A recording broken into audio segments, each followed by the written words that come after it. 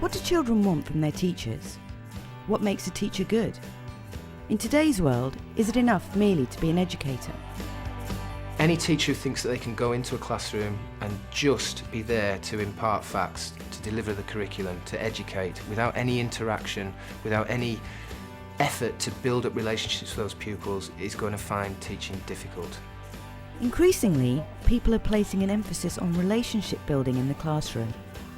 What makes a good teacher is not simply to educate, but the ability to relate to pupils. Very few teachers have the opportunity in their training to learn about children's emotional development. For some children, school might be an uneasy and hostile place, and relationships with teachers can be strained and difficult. I felt my teachers just kind of looked down at you, that they are higher than you and better than you.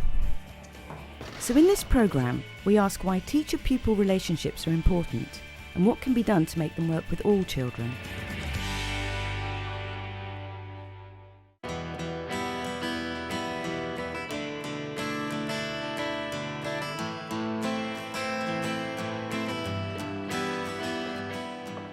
This is Jake. Jake is 17. He left school at 14 after being excluded from mainstream school twice. It was a relationship with a particular teacher that helped turn his life around. He now works as a trainee chef in a restaurant in Harrogate. The job's important to me because I don't think there's much else I could do anywhere else. So I think working here is just going to help me achieve what I want to achieve in life. Jake's planning to meet up with his teacher that helped get his life back on track later in this programme, to try and understand what made this relationship work and what we can learn about the importance of relationships. For Jake, finding a job he enjoyed made up for a very difficult time at school. He was never able to relate to his teachers and started misbehaving as a result.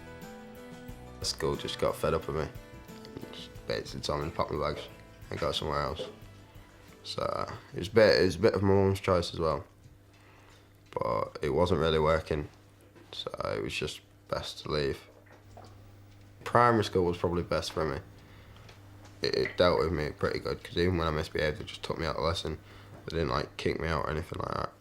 They still let me work. They still let me do all the same work as the other pupils, instead of just being sat doing nothing. I like PE, but I'm not very healthy, so it didn't really work. I quite like music, but not a music teacher. I liked English. That's only because the English teacher, and she knew that I was smart, but I didn't behave. So she just lets me sit in the class and do my work, which was alright. But no, I didn't really like anything at school. I was living at my mum's ever since I was born, really. Then I moved out when I was 15 and 16 to my dad's. They separated when I was 8, but I moved out of my mum's because I was growing up. I was growing up pretty fast, and I don't think my mum liked it. And then we just argued about what I thought was best. She obviously had different opinions, so it didn't really work out. Jake's never been able to relate to authority, so he doesn't like to be told what to do. He has a very short attention span, so he doesn't like to sit in a chair for too long. He doesn't read vastly well, he doesn't write vastly well. So he didn't keep up with lots of his school friends, so he was classed as either a troublemaker or just naughty. Teachers asked me to do something, I'd say no, and then say, alright, well, you can have like a yellow slip. I was like, alright then, give me 2. It was just fighting and generally being abusive to people. Teacher, in my first year of school, I asked him why 0 wasn't a negative or a plus, and he wouldn't explain it to me. So I started effing and blinding, standing on his chair and screaming at him. That wasn't good. What happened? I got suspended. Jake's always had problems with school. Since he started going to nursery school, he's always been very boisterous, and they thought he was attention seeking. And so because he didn't fit in, they didn't want him at school. So that's been from very early on. I mean, he started nursery school at 2, and he's always been different. And then when he went to full-time school at 4, that's when the problems really started happening. Jake's behaviour at school led to frequent punishments from his teachers. You used to have to stand outside the dinner hall for like 45 minutes of your dinner break. How often did you do that? 2 or 3 times a week, probably more. I was only ever at school like 2 or 3 times a week anyway. Behaviour consultant Rob Plevin is used to dealing with kids like Jake and changing their attitudes to school. From the child's point of view, they've got to feel that they belong in a classroom, just as they feel that they belong at home or they belong with their peer group when they're out in the yard or when they're outside school. Now, when that feeling is there for a pupil, for a child, for a young person, for anyone, then they feel that they can open up, they can take risks. And so far as learning goes, that's very important. And yes, it's important for high achievers, it's important for middle-of-the-road pupils, but it's very important for those who feel that they don't already belong in school. They already feel that they're cast out. Relationship and family counsellor Denise Knowles also recognises this in her work. You know, some children are going to feel naturally as if they don't want to be at school. And I think for teachers, that must be very disheartening and also very difficult to deal with. And it's about sort of asking, well, what's at the root of that? What's causing this? Could it be that this child is actually having difficulty in learning? Do we need to actually explore that a little bit further? Do we need to know what's going on at home? Do we need to actually spend time with this child apart, or do we need to spend time with this child in a little group? Can this child find it easier to talk to us sort of generally, in general terms, rather than on a one-to-one basis? So it's actually getting to know what the child is about. And, you know, most children that have got negative attitudes towards school, there is something else going on for them, and they can't express those negative feelings perhaps in other areas of their lives. So unfortunately, teachers and the school cop for it. Jake's mum feels that Jake lacked the support he needed from his teachers. Every school that Jake went to, and there was Ofsted inspectors going in, Jake had to have the day off school, so he didn't disrupt anything and cause any problems. He'd been sent out of class one day, and he was at the library, and he'd heard one of the teachers ring one of the other teachers up and say, "Oh, that little sod Jake's here again, he's been excluded out of class. He's so naughty, I don't know what we're going to do with him." And he actually wrote a little note, and it said that he wasn't, oh, it makes me really upset, he wasn't naughty and that he didn't know how he could stop himself. Jake's experiences at school and his negative relationships with his teachers have left him with little regard for the value of education. I don't need qualifications. Everyone says you do, but I ain't got any. I ain't even got any GCSEs. I've got two E's, maths and English, so I don't really need them either. I mean, I can write-ish. Jake feels that the inability for him to relate to his teachers prevented him from achieving his potential in school. He knows many others who feel the same way. So are we really beginning to recognise the link between emotional well-being and educational success? How much emphasis on relationship building is there in British education today? These questions increasingly form part of academic research. Obviously, we think relationships are important and teachers strive to make good relationships with children. But at the same time, they're under a lot of pressure to focus on the academic outcomes as well. There is very clear evidence from the research that teachers and students feel under enormous pressure to do well in tests and exams, like the national curriculum tests, for example. So, I mean, we have got a situation then in which, because of the world we live in, the relationship between teacher and student is ever more important, and yet a variety of policy pressures pushing us towards a much more results-driven view of education, which is militating against the work that needs to be done to create relationships. The Tavistock Clinic in North London has recognised the need for teachers to create an environment of well-being in order to achieve educational success. Katie Argent, child and adolescent psychotherapist, works with schools to build and nurture the relationships children have with adults in a school environment. There can be a feeling of tremendous pressure on professionals, including teachers, working with children and young people, particularly when the children or young people are in some difficulty, to provide as much as possible, really, or to provide everything. And of course, none of us can ever do that, and we need a team, and a team may be a team within a school, but it may be that a team within a school joins up with other agencies as well to provide the best possible support for a child or for a young person. Clearly, teachers have terribly important jobs and carry a lot of responsibility and play a hugely important part in helping children to develop in an ordinarily healthy and constructive way. And maintaining some sense of the value of boundaries in that, really, is also very, very important. And of course there are some children and some young people who do seek to engage their teachers in a way that takes teachers beyond the role of being involved in a learning and teaching relationship. And I think that's a very difficult position for teaching staff to be put into, and needs a lot of thinking about. And it's at exactly those times that, all of us working with children really need our teams to help us to do that thinking, and to not feel that we can find our way all on our own, that we need other people's perspectives, perhaps the perspectives of other professionals as well.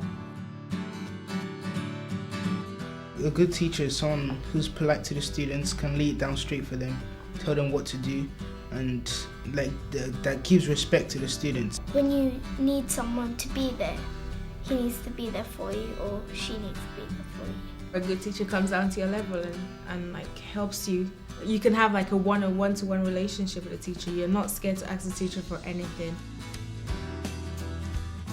To form relationships with pupils, it's important first and foremost to show those kids that you're interested in them, that you're there for them, and that you're there to support them.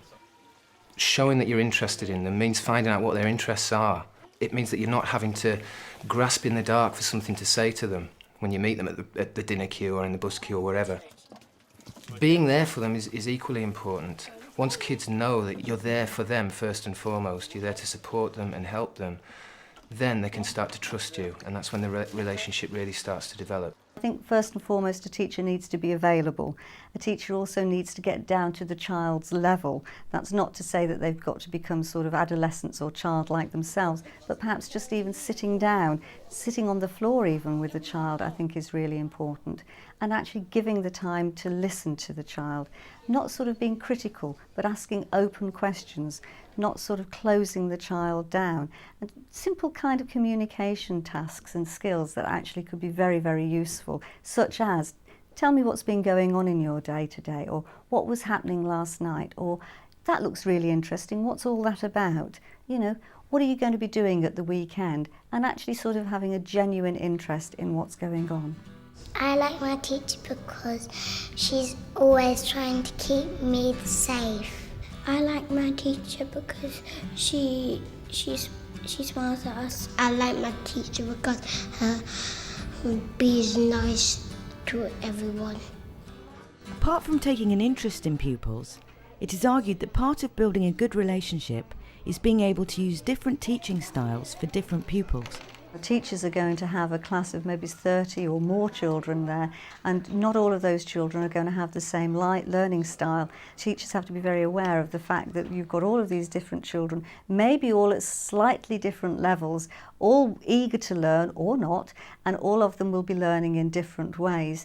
And so if you have a child that perhaps isn't picking up a subject as easily as they're picking up another subject, maybe it's just that this particular subject needs to be taught slightly differently. Some children will, learn very easily by being told what to do and listening. Others will learn very easily about reading. Others may need to be able to draw it out and be creative in their learning. And it's all about actually recognising what it is that the child is good at and then developing different ways of teaching the same thing. There are tactics that teachers can use, for example, encouraging a greater degree of the use of assessment for learning, of providing rapid formative feedback for children, for students of all kinds, so that they do get a sense of being on a journey, knowing where they need to go next. If you like, the relationship with a teacher is partly a pedagogic relationship in which the teacher can use her or his expertise to work out how best to reach the student. If you've got a child who's really into active learning, and if you try and explain to that child or that teenager, whatever age they are, if you try and get them to sit down and listen to instructions, you're going to have a fight on your hands, or they're certainly going to start being vocal. So having something ready for them to get on with shows that you know them well. You know that you're paying attention to what they need. You're paying attention to their specific needs. That's yours in the corner, David. You can just get on with that. They're doing the same lesson content. They're doing the same learning objectives, but they're doing them in a different way. Since the main problem for Jake in school was that he felt alienated from his teachers, we sent him to meet with other young people to find out how their experiences were different. How many high schools have you been to? Just the one. Just one? How many years? No, only one. Only Stick one? to one, yeah. Went to how many? I went to Boroughbridge, went to Chain Lane for 6 months. Then I went back to Boroughbridge, and then I went to pre-RU in Harrogate. So, just none of them worked out Did there. you struggle with the work, or did you just not want to do it? No, it was dodo. Easy. You just didn't want to do No, it? it wasn't interesting. I found it so easy, it was just not interesting. Yeah. You know what I mean? Did you like it when they give the work over or explain it to you? Yeah. Which one? Yeah. More explaining or? Yeah, explaining. Because I knew what to do, but it just makes you feel better if someone explains it, you know what I mean? And sat there with fight, instead of just giving you some work saying, oh, well, this needs doing. Yeah, I know it does. I'll do it in a minute. But if somebody comes over, sits with you for 5-10 minutes, says, all right, this is what you need to do. Maybe does a problem with you or something if you're in maths, or an experiment with you if you're in science and that. So it's good. They need to know what you're interested in at school, and they need to take into consideration everyone in the class's different interests, because otherwise you're just going to have some people that aren't going to want to bother at all. So they've just got to think about what everyone wants and try and help everybody separately. But do you reckon that'd work in a school of 500 children, or do you reckon it'd only work in a school full of 15? Depends how big the classes are, doesn't it, and how much the teacher's willing to sort of take their own time to get to know everyone. If the teacher's going to be really nice and get to know you, then you're going to be more likely to want to listen to them, and then you're going to do better in your lessons. It's very difficult to focus on relationships, to make relationships paramount in your teaching when you've got 35 to 40 even kids in the class. And the things I was talking about finding out what their interests are on an individual basis, to do that for each class that you teach and 30 plus kids in a class is going to be nigh on impossible. But really, we don't have to do that. A lot of children and a lot of young people find that their sense of belonging naturally in a school. They find that they succeed there, they feel part of the classroom, they feel part of the environment, they feel part of the school. We're looking at the ones that don't feel like they belong in school. They're the ones who cause the problems. For them, school's not a friendly place. It's not somewhere where they can thrive. It's not somewhere where they feel that they're doing well. They feel that they're left behind. They feel that they're cast out. They don't feel part of it. So they're the ones that we've really got to work on. I mean, I like it as well when teachers seem to push you, but not push you in a bad way. But say you can challenge do it. You, don't they? Yeah. I can't do this. Yeah, you can. No, I can't. All right, then I'll explain it to you, and then you show me you can do it. Yeah. You know what Just boost your confidence of the world on it. Yeah. And then at the end of the lesson, you're like, all right, I've got all my work done. I feel good. I like that teacher, and my confidence is high, and I know I can do that work now. Do you know what I mean? And you know you've learned something, and it's just all right, then work out every teacher. You know what I mean? It only takes 5 minutes out of the lesson. Do you know what I mean? It's just ridiculous that teachers just stand there and go, all right, turn to page whatever, and write down and just do all those sums. Yeah. All right, then you're not going to explain how I do it. Nope, you can read the book. You don't learn anything from reading the books, though. At all. If you're told to read a textbook, you're not going to learn anything. If the teacher reads the textbook and explains to you while they're reading it what it means and using different words to what it says in the textbook, you're going to understand it a lot better. Yeah. Understand it and get further. Yeah. For Jake, talking about teacher-pupil relationships with his peers wasn't what he expected. I think it's really good. I didn't realise that so many other people thought like exactly the same way, you know what I mean? Jenny, for instance, she liked school and she got really good grades, but she still said her teachers could improve. She's really weird.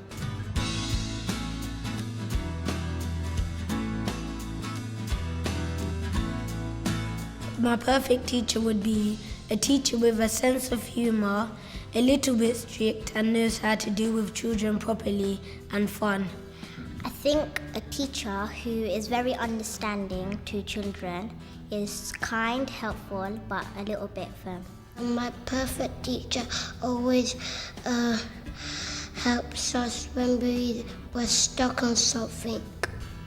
I actually started asking pupils what they wanted from their teacher. The same answers came up more or less every time. Someone who's there for us to support us. Someone who provides information in a fun way, gives fun lessons. Someone who is firm but fair. Someone who listens to us. And that was the key one that came up every time. Someone who listens to us.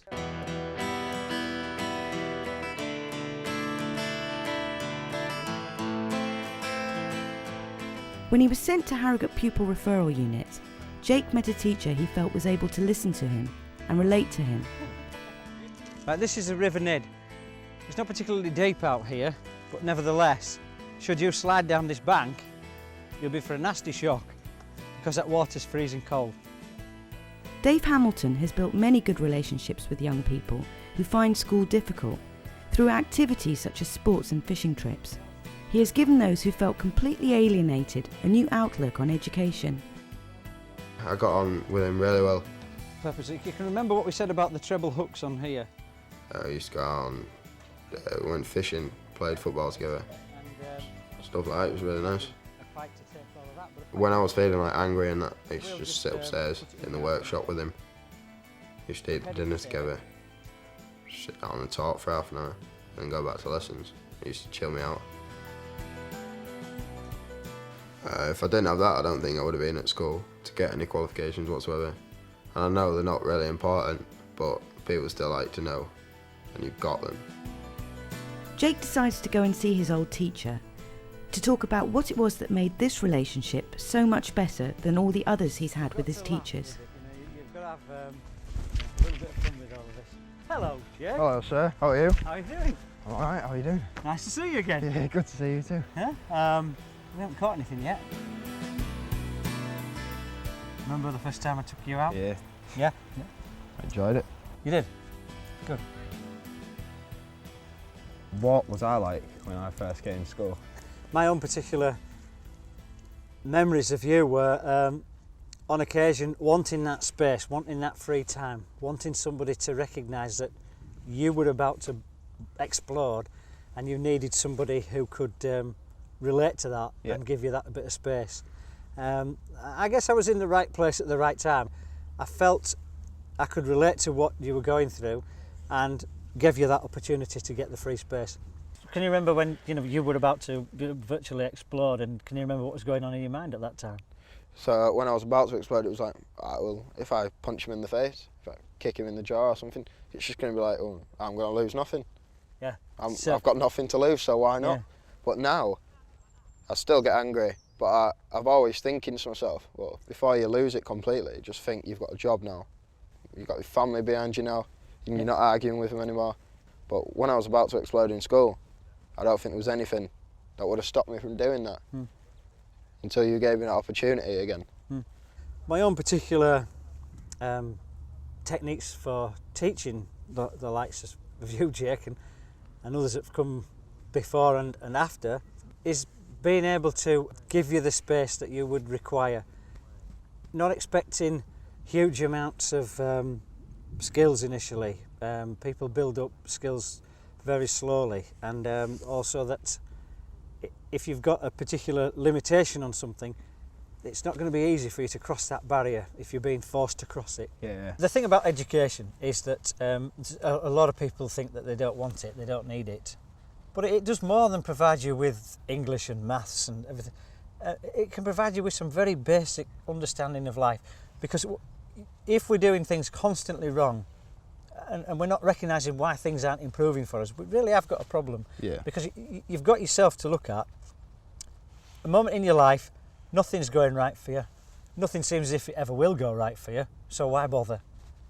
It's not ever gonna change, but it will. It always changes. It's like the carrot and the stick method. If you've got that in front of them, do you know what I mean? Yeah. If there's something in front of a person, they're always gonna go, if I improve this little bit, it'll be recognised, and then maybe next week I can change to a little bit else. Yes, it's just as a statement from yourself. 2 years ago, 3 years ago, you wouldn't have said that.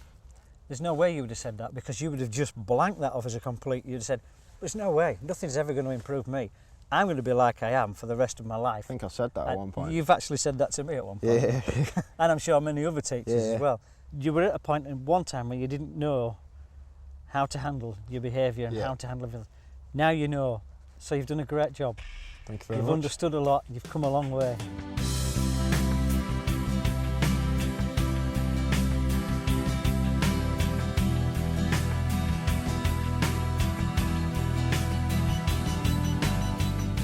The most fundamental thing about making a good teacher is that they should like students, that they should like the relationship with learners.